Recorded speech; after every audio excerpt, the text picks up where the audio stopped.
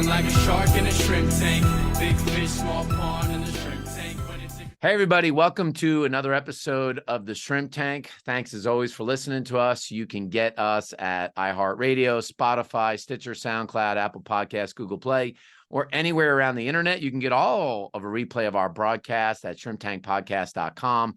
We're now in, I think, 14 or 15 cities. It's probably bad that I don't know if it's 14 or 15, but you can catch us in Seattle, Houston, Charleston, Boca Raton, Boston, and so many cities. And I feel like since we started this 10 years ago, so many people are becoming entrepreneurs. You know, some people, it's just a side hustle that they start out of their basement.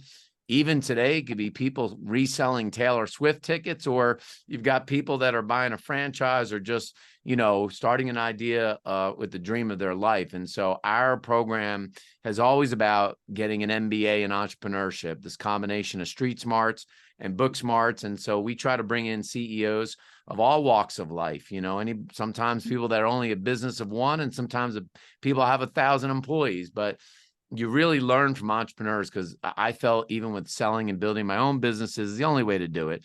We've got Dr. Greg Pursley on today. I want to start off and say, I want to buy your URL because I love the URL. And so where did this idea germinate from, like fixyourbs.com?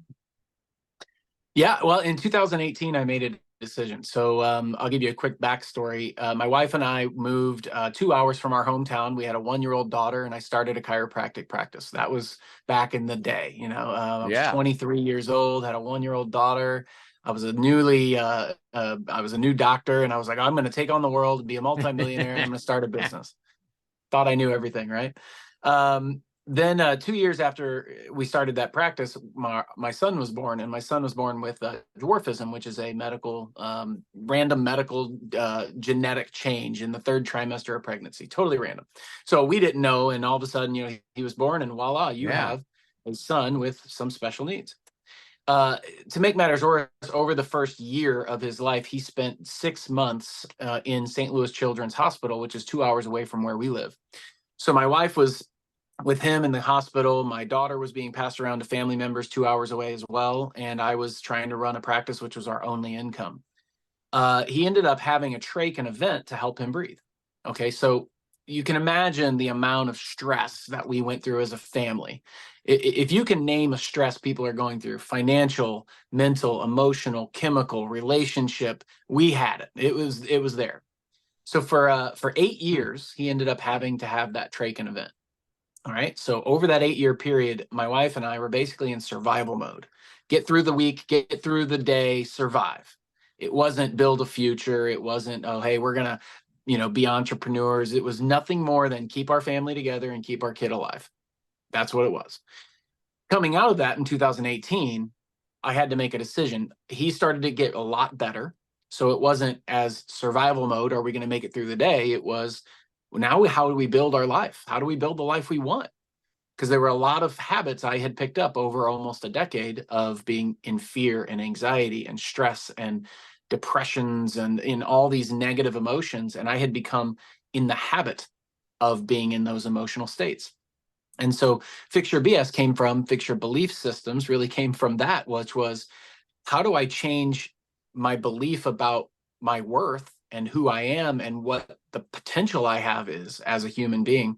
And I went through a process of change over the next couple of years. And so from 2018 till now, it's totally dramatically restructured my entire life, where my relationship with my wife is now great. My kids' relationships are great. My business is better than ever, making more money and more revenue than ever. I've really learned how to become a entrepreneur, a CEO, a owner, as opposed to someone who thinks they're an owner and works in the business. And so that's kind of the vague, long version of it, or whatever, the big version of it. But I just want people to know that if they were listening to this and they think they got some hard times going on, it's okay. Like, hard times are part of the plan. It's part of growth. Dr. So Greg, just learn from whatever you're going through. You work with a lot of medical professionals, and obviously you work with entrepreneurs just in general, but especially in the medical field. You know, when you talk about this, and all the people I've interviewed over time, I feel like a lot of entrepreneurs to some degree are born out of hardship. Like, they didn't have any money, parents separated, their back was against the wall. For some of these doctors that get out there and they were well bred, if you will, they got their education, they became a physician. Can those entrepreneurs be trained, or do you think that they're born? What's been your experience with that? I think that I don't want to say they can be trained. Okay. And here's why. If you look at the definition of an entrepreneur, it's actually someone who takes greater than normal risk. Okay. So an entrepreneur is someone who takes greater than normal or greater than the average financial risk or just regular risk. And they organize things together. They operate businesses or a business, or they just organize things and solve problems for other people. But that risk part, I think a lot of people get their back against the wall and they snap. They just say, you know what? No I'm more. going for my dreams because it can't. I mean, you hear that story so many times. It can't get any worse than it is right now. I might as well go for it. So I can tell you right now, I always had a little bit of that entrepreneur type person in me, but I think it was more geared towards owning a business, a practice, owning a job, if you will. That uh, ESBI, the cash flow quadrant. I was Superman. I was the self-employed. Right. That Robert Kiyosaki talks about, the employee, the self-employed, the investor, the Yeah. business owner. I was the self-employed, and that's kind of where I was. But then through that process of pain and struggle for almost a decade, it got to that point where, you know what? I'm going to go ahead and take this risk, because I took my chiropractic practice and turned it into a medical practice, which is crazy. I mean, that people are, it's nuts. What are you talking about? That can't be done. But I was like, it can't be any worse than what I went through. And I think that's where people maybe get to that point where they become an entrepreneur. And then you can train to become a better entrepreneur by through life experience. But I really feel like there's part of it being born, but then some of it can be that second life, that second being born, where you just get to a point where you're like, you know what? I'm going to take some extra risk that the average individual won't take, because I know I can handle what I already handled. So if I can handle that, I can handle, this risk of putting money into something or starting a business. A lot of us, between our DNA and our childhood, and obviously whatever bit we learn after that in our adulthood, we formulate, this belief system. And I love that you talk about this belief system.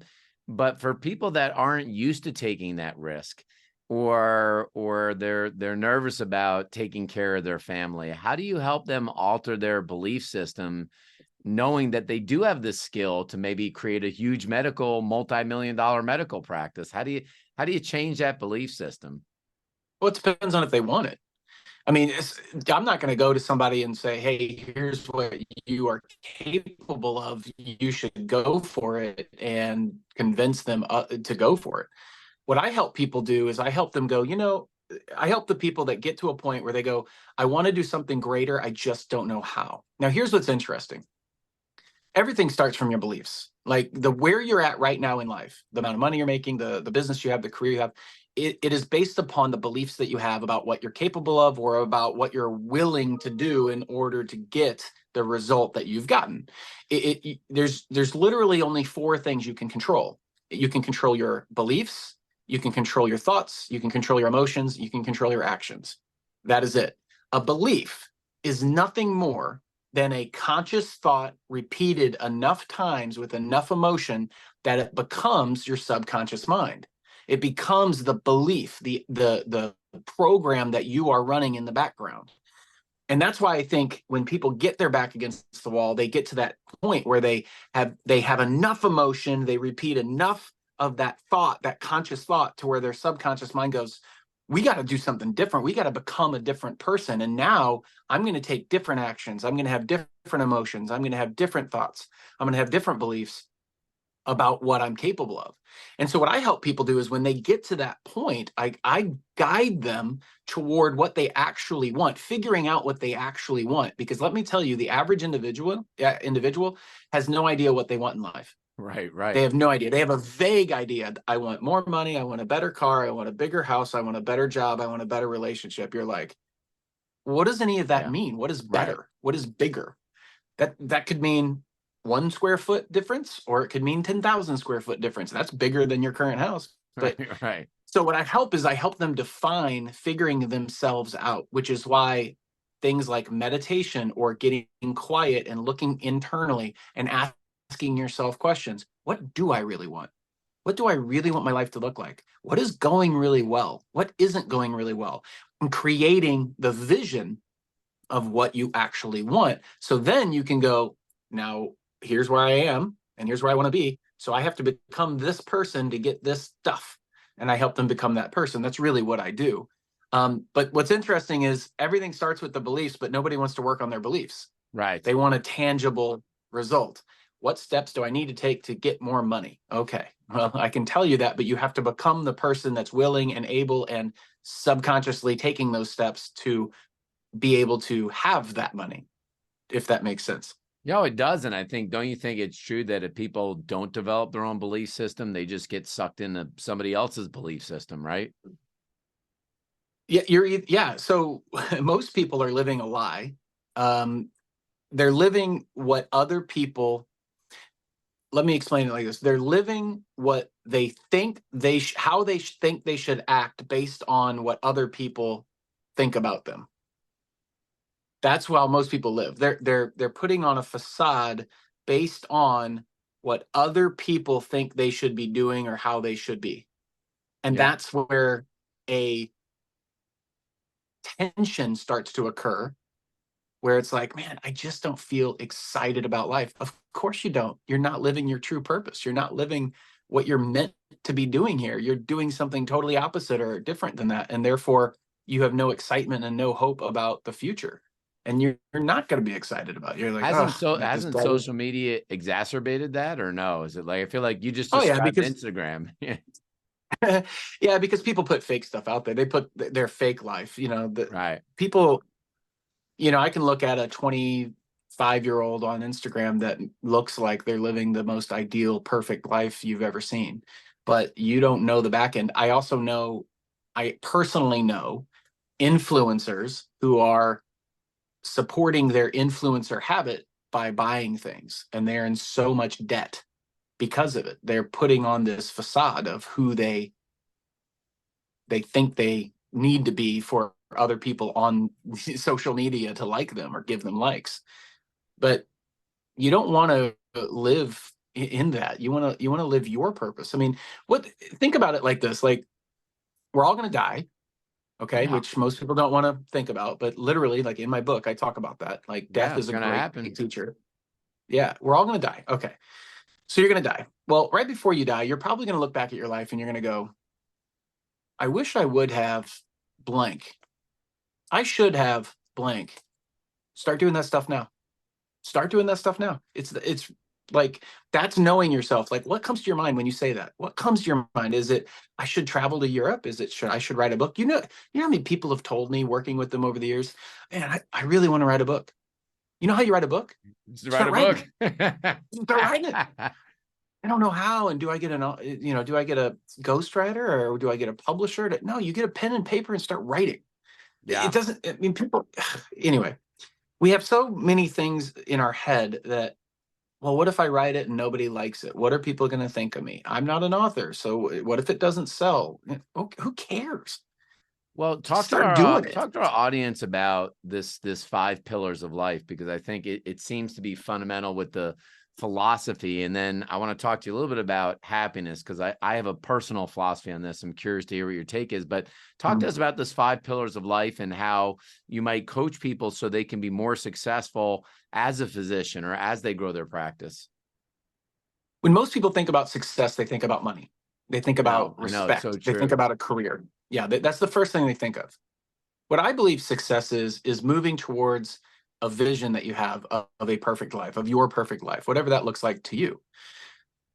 So what that looked like to me was, I used something called the wheel of life, which actually has 7 little slices. But to me, I could really boil it down to 5 pillars: my relationships, my business, my health, my money or finances, and my belief or faith. Okay. Now, when I say belief or faith, I don't mean religion. I mean belief Right. or faith. Right. So when I looked at those 5 things, I said 0 to 10. 10 is great. 0 is terrible. Where do I feel like I am in that pillar? So the relationship pillar, my wife, my kids, my parents, my business partners, whatever. So I looked at all those and I said, where do I feel 0 to 10? I am. Then I would rank them 5, Right. 7, 4, whatever. I do that for each pillar: my finances, my health, my faith or belief, and my career or my business. And I just ranked them and I went, holy crap, I'm like a 4 on all of these, or I'm a 1 or a 10 in one of them and a 2 in another. And so it gives you a really quick perspective on how balanced your life really is. Because ultimately, what I want to see, what I want to live, is I want to look back at my life and I want to look at, I was killing it in all 5 of those areas. I was absolutely a 10, as close to a 10 as possible in all 5 of those areas. And so the first step is basically you just write those 5 things down: relationships, business, health, faith, finances. And you go, where am I at 0 to 10? And then you take, now you can't justify any of this, by the way. You just have to let it flow. What's the number that comes to your mind? And then once you have that number, you ask yourself a simple question. Okay, I rank myself a 5 on my finances. What would a 10 look like? What does a 10 look like? You know what? A 10 would look like this. It would be, I have X amount of dollars. I have X amount of income. I have this much investment income. I have whatever it looks like to you. Now, here's the second part of this. Once you write down what it looks like, you have to write down, how would it feel if you already had it? What if it was a 10? What would that feel like? So this goes back to the repetitive thought, conscious thought with high enough emotion. So what would it feel to already have that, as if it was here now? And that's how you start to train your subconscious mind to pick up on little idiosyncrasies, little things that you wouldn't have normally picked up on, because you're telling your brain what to actually focus on. You're telling your brain what's important. And the more you can consciously think about that, and the more emotion you have about it, the more your subconscious mind goes, this is important. I need to pay attention to this. The simplest example for that, because people talk about manifestation, that's like a buzzword now. This is what manifesting is. It's telling your subconscious mind what's important. Therefore, you can start to pay attention to the right things, and things start to come to you. But the simplest way to explain this, most people have bought a car. Before you bought a car, you didn't really notice that car. You bought the car, now you notice that car everywhere. Why? Because you consciously told your subconscious mind, that car's important to me. It's my car. I own it. It's mine. And so all of a sudden you see that car everywhere. Well, that's the same thing with opportunities. That $1 million that I say I want so bad is mine. I own it. I expect it. It is coming to me. I have faith and belief that it's coming in my path, into my life. It's here. I own it. I don't know how I'm going to get it yet, but I have faith I'm going to. And that's why my subconscious mind picks up on opportunities to get to that money. But you have to open yourself up to that. Yeah, I mean, it's true. It's I many years ago, I don't remember where I went, and I heard it about this whole concept of visualization, running that mental tape over and over again about what this is going to look like. Does that mean you're a big believer in helping clients set goals and getting them to look at them? I've always been one of those people as an entrepreneur where I don't have to have 1 million goals, but I do still have a little sheet that I carry with me every year. And every single day, in the morning or at night, I read it once, because it's just like, I don't know if it's focus or it's visualization, but it's just like, I want to keep what it is that I'm doing present and in front of me all the time, and everything else, I don't know if it really matters that much. So here's the way I look at that. Tony Robbins always talks about, what you focus on is what you feel. Okay. Yeah. All right. Well, what you focus on? That? Oh yeah, 100%. I mean, you can tear up right now by focusing on or thinking about something that made you very emotional at some point in your life. You could feel better and happier by focusing on something in your life that made you happy. Like, your brain doesn't know the difference between past, present, and future. It just knows now. It knows what you're thinking about or what you're focusing on. So if you look at the law of attraction, which is very true, what you get is what you put out. Okay. What you focus on is what you feel. All right. Your emotions, your feeling, what you're focusing on, your thought process, what you're focusing on, you're thinking about is what you feel, your emotions. Well, if those things are true, which we know they are, they're measurable and been proven, the law of attraction and what you focus on is what you feel, then you should really focus on only the things that you want. And what most people focus on are the things they don't want. Right. I don't want more debt. I don't want my car to break down. I don't want to, they focus on what's called the lack side of it. Instead of saying, this is the exact house that I want, and I'm telling the universe I want it, and I'm going to do whatever I need to get it that's legal and ethical. They say, I don't want the house that I'm currently in. Two totally different thought processes, two totally different emotional reactions, two totally different outcomes, because your actions are going to be different based on those two thoughts. So what I tell people all the time is figure out what you want and only focus on that. Only focus on it. Don't focus on what you currently have. That is the opposite of that. I want that car. What do I need to do? How do I need to, who already has one? How can I mimic what they're doing, or figure out what I'm good at, what I like doing to get me to that thing? Focus on that, have laser focus. And guess what? You'll get it. I'm curious about this whole thing when you talk about happiness and fulfillment and success. And for good, bad, or indifferent, I've always defined happiness about expectations met or unmet in a very simple way. Like, I always felt like if you don't meet expectations, or your expectations aren't met, you're unhappy. And if you do meet the expectations, you end up being happy. But often nobody sets the expectations, so a lot of people end up being very unhappy. But happiness is it's just such an interesting and personal thing for people.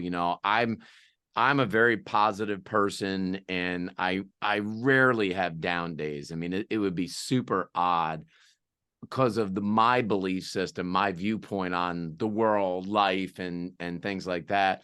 How do you help people become happy? Because some people, truly, it's hard, right? Because they're just miserable. So it's perspective. It's their perspective. I can't tell anybody to be happy. I can't I can't help them do anything other than just ask them question and give them perspective. Happiness, to be blunt, is a choice. Now, there are people that have a higher ability or an easier ability to just be happy. That's their personality. They're happier in general. Like, for instance, when I wake up, I have to literally consciously tell my brain to focus on a couple questions. What's good about today? What am I excited about today? What did I do well yesterday? I have to ask myself those questions to get myself into the right frame of mind, because I wake up and I'm energetic, but also very negative in my mindset. Like, my mind is thinking about all the problems. That's just how I wake up. So, but because I'm conscious of it, you have to become aware. So the first question I ask people that are unhappy, they come to me and they say, I'm unhappy and I want to get happy. And I go, okay, well, do you like being unhappy? Do you enjoy it? And they go, well, no. Okay, so if you don't enjoy being unhappy, which is literally just a habit, then we have to focus on your thoughts that you're thinking, become aware of them. And then we have to start putting yourself into position, or experiences or thought loops, to where you become more happy automatically. You become a happy person. Now, here's what's going to block people from that. Number one, their internal thoughts in their mind. And number two, external. People have now identified them as being an unhappy person. And therefore, if they become happy, people are going to go, what's wrong with him? They have this persona that they've built up Right. about that person, and you're going to have resistance. So this works the same way in things like weight loss. People will say, I'm going to start working out, and they'll start working out and they'll start losing weight. Okay, well, the people in their life have a persona attached to that person. They generally do these things. They do these things this way. They have this emotion. They're pretty consistent with that. That's their persona. Well, if you change your persona and you get over your internal mindset and you say, I'm going to start doing this, and then you start doing it and you're sticking with that, then you have the second hurdle, which is the external. Other people saying, man, you don't have to do that. Why are you doing that? I loved you before and I liked who you were. And you have to have the cojones and the emotional fire to go, but I wasn't happy with that. So you're either along this ride with me or not. And if you're along with me, if you're my true friend, if you're my true whoever, whatever, then you come with me. If you're not, I'm going to leave you behind. And that's hard for most people. They get over themselves and they say, I've had enough. My back's against the wall. I'm moving in this new direction. I'm creating this new personality. I'm becoming this new person. And then they run into that second wall, which is the external environment. And a lot of times people won't get over that. But we are habitual creatures. And you have to understand, if you don't like where you're currently at, then you have the wrong habits. The wrong habits means you take the wrong actions, and you take the wrong actions automatically. So those automatic actions go back to emotions, which go back to thoughts, which go back to your beliefs. So fixing those 4 things will fix and change the rest of your life. It's always funny because if you get in front of a group of people and you ask everyone to write down who the most negative person is in the room, nobody really will write themselves, right? But usually the group will dominantly pick one person as the most negative person in the room. I'm curious, if you ask 10 people, 9 out of 10 or probably 10 out of 10, are you self-aware? Most people will say, sure, I'm self-aware. Yet the truth is that most people are wildly not self-aware. For somebody, I think for people that are entrepreneurs, to become a good self-manager, you've got to become self-aware first. How come so many people are not self-aware, and how can you get in this whole emotional intelligence, world, become more self-aware? Well, they're not self-aware simply because it's easier to point the finger. It's harder to take responsibility. Being self-aware means you're taking responsibility for your thoughts, your emotions, your actions, your beliefs. You're taking the time to look at it, at whatever you're doing from different perspectives. Whereas most people will say, well, the reason why I'm not successful is, the reason why I don't make as much money as I want is, the reason why. When they say the reason, most of the time, it's an excuse. It's not real. It's not reality. You don't have to participate in certain things, but yet you do because you're unaware of your participation in them. A great example is, for 8 years, I came to the same office and I told you, anxious, stressed, frustrated, nervous, worried. Okay. When my kid got better, okay, now my family's starting to move back into a normal environment where we're like, we can actually build a relationship, build a future, start focusing on the normal things that you would normally focus on, save for college, whatever. I would still show up into my same office that I had been in for 8 or 9 years, even though there was no reason for me to be worried, anxious, nervous, scared, sad. There was no reason. But because I had done it repetitively enough over a long enough period of time, I automatically went there. My body had developed a habit. Okay. So until I became aware of that, I had to give myself permission. Once I became aware, I gave myself permission to say, I don't have to be that person anymore. I can be myself, and I can be totally fine with it. But what if people on your staff don't know? What if they leave? Okay, fine. If I get to be who I really am, which increases my ease of living, which is another way of saying happiness, okay. It ain't the end of the world, man. Like, we have these ideas that, well, if this happens, this is going to happen. You're making stuff up. You don't know that.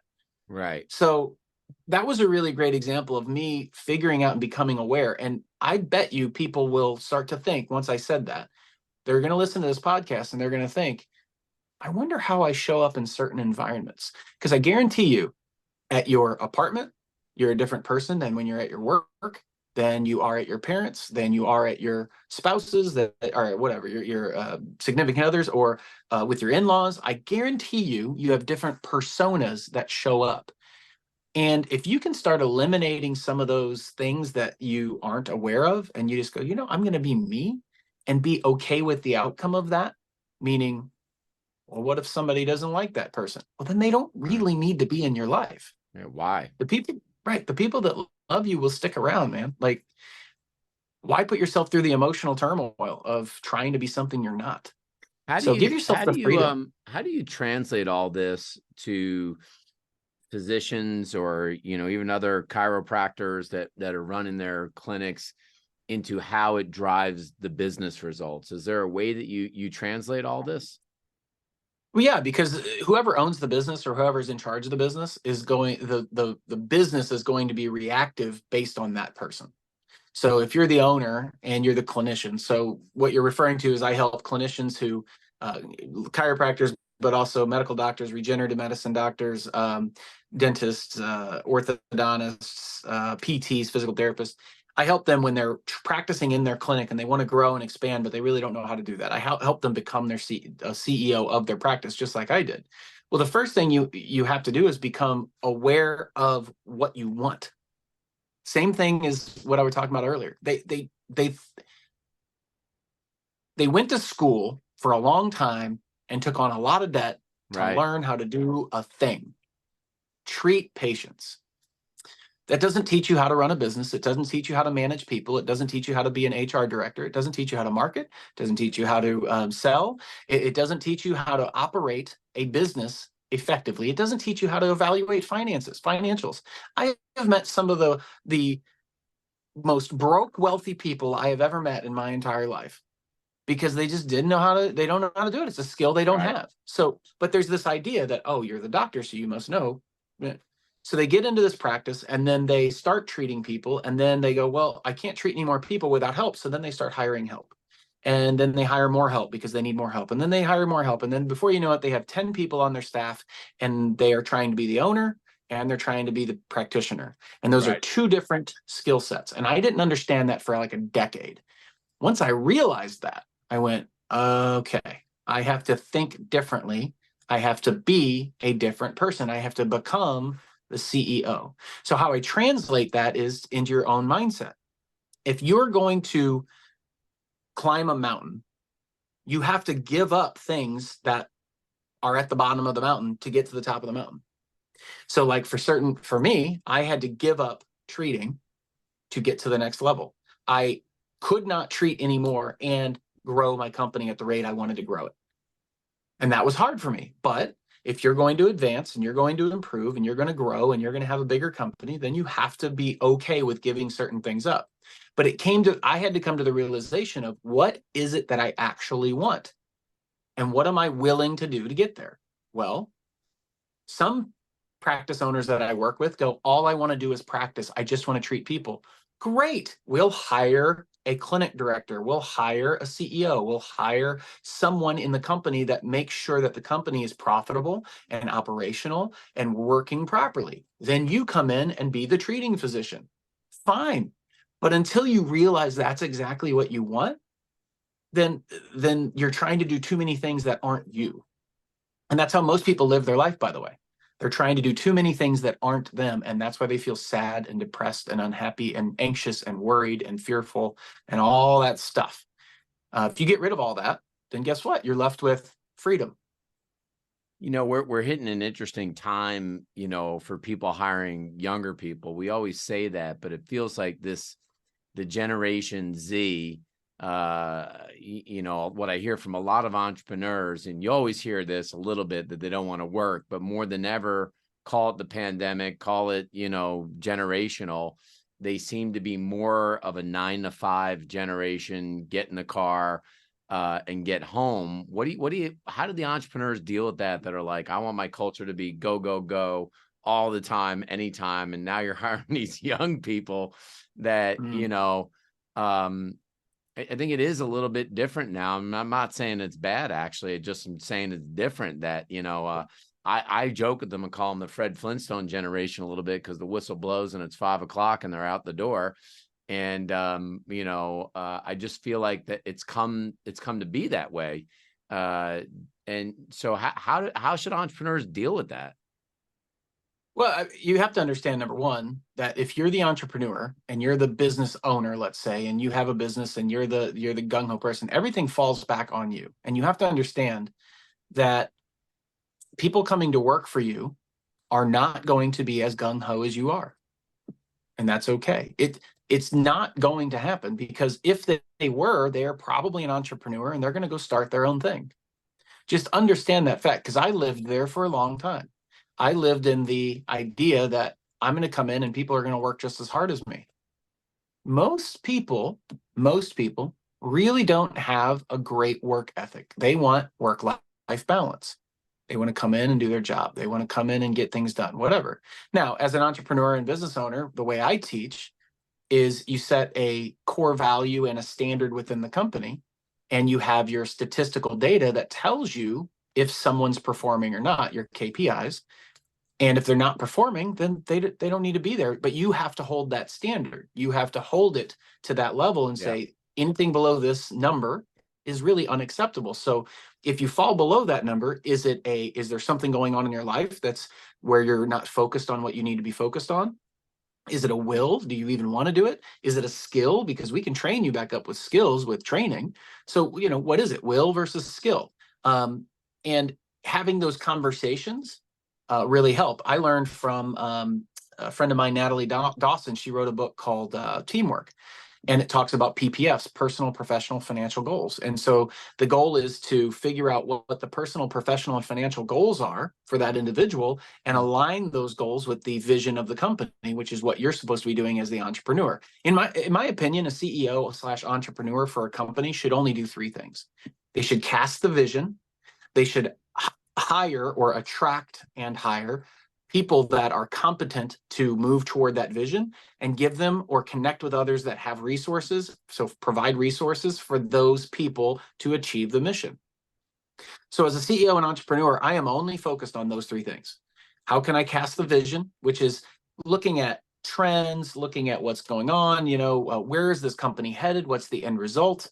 Like if you ask any of my individuals in my medical clinic, they go, we're going to have 9 clinics. They're going to be doing $5 million. It's going to do $45 million in revenue.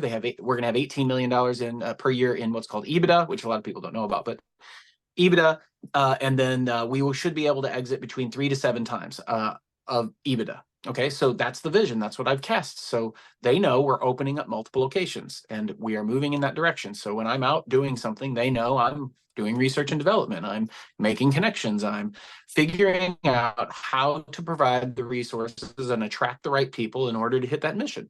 It's really that it becomes that simple. But when you're the entrepreneur owner and you're trying to work in the business and do all the little knick-knacky things, a friend of mine, Dan Martell, Buy Back Your Time. Buy Back Your Time. That's like an entrepreneurial playbook. One of my favorite books. It opened my mind. It gave me new perspective. So what I tell people all the time is there's only 2 things that will change your life. Only 2. New information and new actions.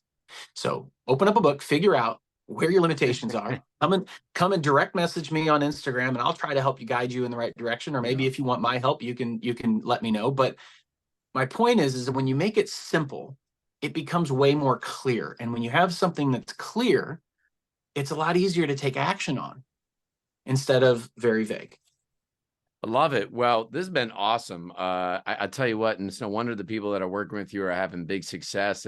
I feel like you're part business coach and part psychologist at the same time. But I do think for the entrepreneurs, listen, if you're struggling out there or your business is not growing as fast as it should be, I've always been a big fan that you've got to have a great team around you, whether that's coaches or it's legal people, whoever it is. You've got to have a great team around you so you can focus on your vision. And Dr. Greg is right. Casting your vision is the most important thing, because you have to paint that picture of hope and optimism and where you're headed every single day.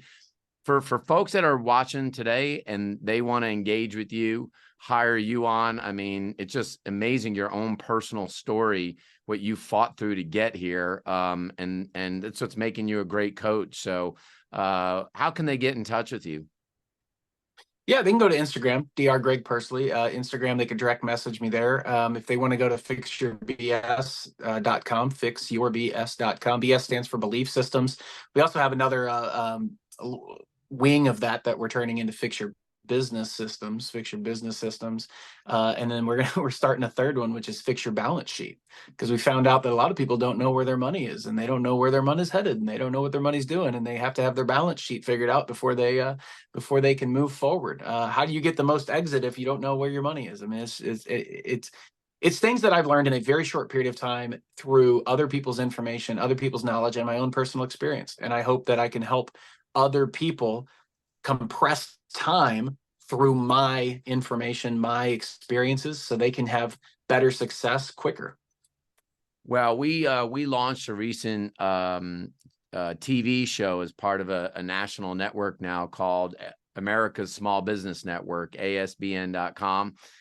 We do a show called The Roadmap. People can get it on Apple TV, Roku, really anywhere that you can stream right now. So if you make your way to Atlanta and you know you're going to be here, let us know. We'd love to have you on the program. Be a great conversation in our new TV studio.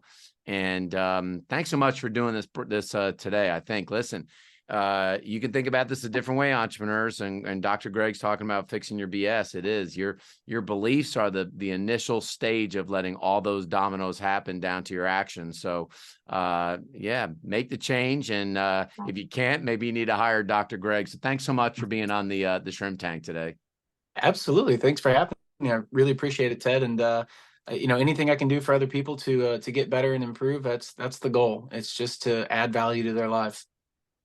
Well, thank you. And folks, you'll tune into us next week. We continue to bring you some great entrepreneurs all over the country. We've gotten requests to bring in various types of entrepreneurs too. And we're going to bring on a couple people that have bought franchises recently in a number of areas and own multiple franchises. One of them owning, I think it's a dozen UPS stores. A lot of people want to know, well, what's that business like? And so we're going to try to share more of that with you. And we'll see you next week right here on the Shrimp Tank. I've been feeling like a shark in a shrimp tank. Big fish, small pond in the shrimp